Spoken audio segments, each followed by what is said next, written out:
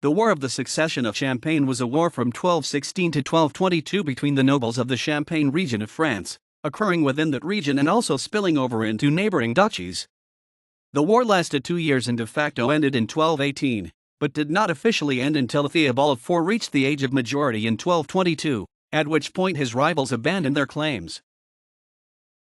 In 1190, Henry II, Count of Champagne, left his county for the Crusades with his two uncles Philip II of France and Richard I of England. Henry's mother was the daughter of Louis VII of France and Eleanor of Aquitaine, and thus half-sister to Philip via her father and to Richard via her mother.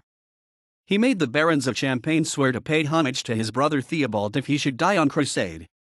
In the Holy Land, Henry was crowned King of Jerusalem and, to reinforce his legitimacy, married for the second time to Queen Isabella, second wife and widow of Conrad of Montferrat, despite the fact that her first husband, from whom she had been forced to separate, was still alive. Henry and Isabella had 3 daughters and no surviving sons, and so, when Henry II died in 1197, his brother inherited the county as Theobald III. Theobald III then died of a sudden illness 4 years later in 1201 while preparing to lead the Fourth Crusade, leaving his widow Blanche of Navarre 9 months pregnant with their son Theobald IV, born after his father's death.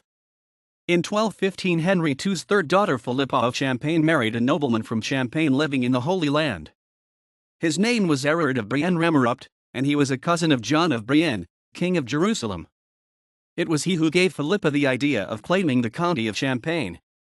Blanche of Navarre, however, proved to be an incredibly strong and efficient regent, and had devoted herself for the past 15 years to ensuring the legal status of her son Theobald IV as rightful heir. Blanche was aided in securing her power base during the first few shaky years of her regency by the fact that so many lords and knights of the county, who might have posed a challenge to her, had left to fight on the Fourth Crusade from 1202 to 1204.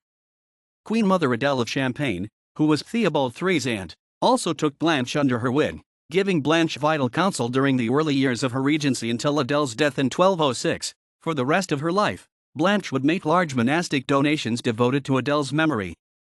By 1216, despite the fact that Erard had rallied most of the local barons of the county against Blanche, she had built up such strong alliances with both King Philip II as well as Pope Innocent III that Erard never gained any official legal support for his claims. From the start of the conflict, Pope Innocent III began excommunicating rebel barons, negatively affecting their efforts. Further, while Theobald IV was still an underage youth of 13 years, he had acquitted himself so valiantly in combat at the decisive Battle of Bouvines that King Philip II threw his full support behind him, though this was also the culmination of over a decade of Blanche cementing an alliance with the monarchy, through financial ties and homage. Erard and Philippa landed in France in January 1216. On their journey to Le Puy-en-Velay, Erard was arrested by agents of the King of France but managed to escape and get to Champagne. Erard and his supporters took up a position in Noyers, which Blanche of Navarre then besieged in April 1216. That same month Erard accepted a truce and submitted the matter to the King of France for arbitration. In July 1216, King Philip II finally heard Erard's suit at Melun, but ruled in Blanche's favor due to the overwhelming evidence she provided. The barons of the realm had sworn to support Theobald III should Henry II not return from the Holy Land. Theobald III had done homage to the king in 1198, Blanche had done homage to the king in 1201, and Theobald IV himself had made an innovative anticipatory homage in 1214. Blanche even provided numerous letters patent, bearing the seals of the barons who had sworn homage. Philip II ordained that the barons await the majority of Theobald IV and his assumption of his rights as count, when he turned 21 years old in May 1222. Philip II ordered Erard and the barons to seal their own letters patent confirming the court's decision and promising to observe a truce. No sooner had Erard returned to his holdings in Champagne than he and his rebel supporters quickly broke the truce and took up arms against Blanche. In spring 1217 war began in earnest and the local barons of Champagne, all more or less supporting Philippa, abandoned Blanche to rally to Erard. Theobald I, Duke of Lorraine, took on Erard's cause, as did his brother-in-law Miles, Seigneur de Noyers, and his nephew André de Pogy, Seigneur de Morales-sur-Seine and de Saint-Valérien. The support of the Duke of Lorraine added a substantial amount of strength to the rebel forces. Most of the fighting was concentrated in southeastern Champagne, as Blanche's forces pushed east from her capital at Troyes on the Seine River, to rebel fortresses on the Aube River, Erard's holding at Remerupt north of Troyes, and further east on the Marne River, Joinville and Langres. Two of Blanche's most dangerous enemies were the brothers William and Simon de Joinville, both of whom broke peace treaties they had made with Blanche in 1214 to switch to Erard's side. Simon de Joinville was Blanche's own seneschal, though he had obtained the office through hereditary right, not appointment by Blanche. William was the Bishop of Langres to the southeast, who also held overlordship of the county of Barceau. Apart from various sieges, during the early part of the conflict Erard and his rebel barons attacked merchant caravans traveling to the Champagne fairs at Troyes and Barceau. However, each side soon realized that they did not want to disrupt this vital source of monetary income. During the later years of the war, therefore, Erard would agree to truces with Blanche that would last weeks or months at a time, in order for the trade fairs to occur unmolested. In return, Blanche would pay off Erard with a large fraction of the revenue from the communal taxes exacted from the trade fairs. The rebellion remained a localized affair, largely driven by the self-interest of the local barons, though by spring 1218 it attracted the intervention of Blanche's liege lords King Philip II of France and Odo III, Duke of Burgundy, as well as Frederick II, Holy Roman Emperor. Duke Theobald I of Lorraine had sided with rival Holy Roman Emperor Otto IV against Frederick II during the recent round of civil wars in Germany, thus their entry on opposite sides of the conflict was an extension of Hohenstaufen-Welf antagonisms. Emperor Frederick II, the suzerain of Lorraine, considered it a felony for Duke Theobald I of Lorraine to support a candidate he opposed, so he occupied the city of Rosheim, which he had given to Theobald I's father.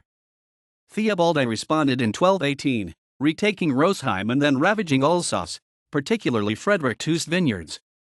Nonetheless, Theobald I lost Rosheim again when a pro-Frederick II uprising in the city killed the Lorraine garrison, massacring them in their cellars after inviting them down to sample their wines.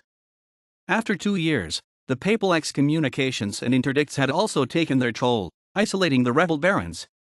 The church's prelates in Champagne aided Blanche at the order of Pope Innocent III, with the notable exception of William, Bishop of Langres, who ignored papal orders to excommunicate his own brother Simon. Blanche's forces ravaged the lands of her traitorous seneschal Simon de Joinville, and she imposed a humiliating surrender agreement. Simon's fortresses were seized, his eldest son Geoffrey was taken hostage, and Simon was forced to transfer his ancestral castle at Joinville to his brother Bishop William as security for his good conduct. The entry of Burgundy and Bar into the war began to turn the tide against the rebels. With the aid of Odo III of Burgundy and Count Henry II of Bar, Countess Regent Blanche rode with her army to Lorraine's capital of Nancy in 1218 and burned the town. Blanche then joined with Emperor Frederick II to besiege the castle of Amance. Duke Theobald I of Lorraine surrendered Amance by the end of May 1218, and officially renewed his fidelity to Blanche on June 1, at which point the rebellion largely collapsed and rebel barons started making their own separate pieces. Theobald I of Lorraine died in May 1220 under mysterious circumstances, and to seal the peace the 19-year-old Theobald IV of Champagne married Lorraine's 16-year-old widow, Gertrude of Dagsburg. Duke Theobald I's brother Matthew II, who succeeded in Lorraine, made peace and swore fealty to Blanche. Bishop William of Langres was elected Archbishop of Reims in 1219, resulting in his fortuitous departure from the conflict. Erard renounced any claim on Champagne on November 2, 1221 and Philippa in April 1222. In return for renouncing his claims, Erard received a substantial cash settlement. The last rebel baron, Erard II of Chassernay, swore his renewed loyalty to Theobald IV in March 1222. 2 months later in May 1222, Theobald IV reached the age of maturity and began his reign as count, and the triumphant Countess Regent Blanche withdrew to the Cistercian convent of Argensols for her retirement. Blanche and Theobald IV had centralized communal authority within Champagne, reigning in the rebellious local barons and ending any pretensions of collegiate rule in the county. Theobald IV promptly divorced Gertrude as soon as he came of age and peace was secured, terminating their brief 2-year-long and childless marriage, in order to marry Agnes of Beaujeu. Unfortunately, Theobald IV's rule was initially marked by a series of misfortunes. He was accused of abandoning King Louis VIII at the siege of Avignon, 1226, costing him the royal alliance he had relied on to secure his inheritance. Moreover, strong rumors began to spread that Theobald IV was having an affair with Louis VIII's widow, the Queen Regent Blanche of Castile, ruled 1226 to 1234, for whom he composed a poetic homage. Blanche of Castile and Theobald IV's father Theobald III were both grandchildren of Eleanor of Aquitaine. Theobald IV was becoming increasingly influential at court, and the other great counts of France were becoming resentful, It is entirely possible that the rumors of an affair with the Queen Regent were indeed unfounded, and merely fabricated by other barons jealous of his position at court. In general, the other barons were jealous of the strengthened county of Champagne, which had emerged from the Succession War, and now presented a major rival to surrounding areas. Whatever the case, the resentful other barons invaded Champagne from 1229 to 1230. Ironically, the alliances in the invasion were reversed from the arrangement they had been in during the Succession War. Count Henry II of Bar attacked Champagne from the east, prompting Theobald IV to ally with Lorraine to attack the county of Bar. Simon of Joinville, who had fought for the rebel faction during the Succession War, now allied with Theobald IV against the external threat, and aided him in ravaging Bar, which was on the northern border of Joinville's own lands. Unfortunately, the conflict with the county of Bar prompted the more powerful Duchy of Burgundy to invade Champagne from the south, led by Duke Hugh IV. His father Odo III, Blanche of Navarre's staunch ally, had died in 1218. This provoked Queen Regent Blanche of Castile to intervene, in order to stop the spread of the conflict. Theobald IV was able to repulse the attackers, but at great cost. Champagne's economy was so depleted by these two major wars, as well as the crusading debts of Theobald IV's father and uncle, that Theobald IV had to sell off his overlordship of the counties west of Paris that his ancestors held before expanding east to Champagne, Blois, Sancerre, and Châteaudun. Another major blow to morale came near the start of the invasion of 1229, when Blanche of Navarre died, of natural causes, while in retirement in Argensol's convent. Moreover, Theobald IV's second wife Agnes of Beaujeu suddenly died in 1231, leaving Theobald IV with only their 5-year-old daughter, Blanche.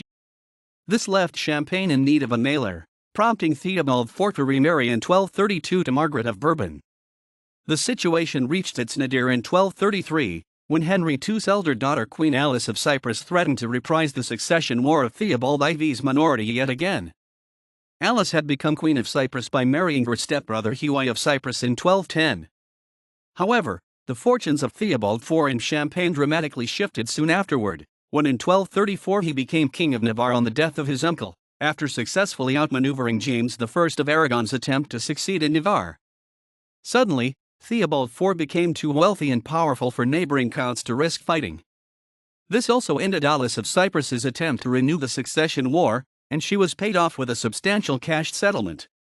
Alice was at this time engaged in the War of the Lombards against Blanche's old ally Emperor Frederick II, so it is possible that Alice did not want to fight two wars at once, and wanted to concentrate on the direct threat to Cyprus itself.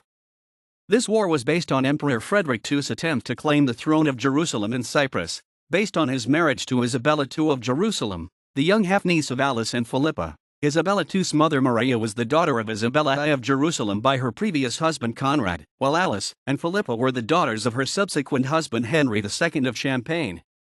Maria died giving birth to Isabella II in 1212, and Isabella II died in 1228 giving birth to Frederick II's son Conrad IV, sparking the war against Frederick II over control of his son's regency.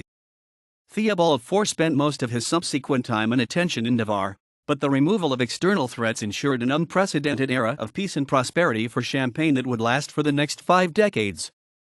Margaret of Bourbon and Theobald IV ultimately had 4 surviving children together, including Theobald IV's successor Theobald II of Navarre, Theobald V of Champagne, who would rule from his father's death in 1253 to 1270. Theobald IV and Margaret's 2 daughters Margaret and Beatrix were married to the Dukes of Lorraine and Burgundy respectively, to cement peaceful relations through marriage alliance.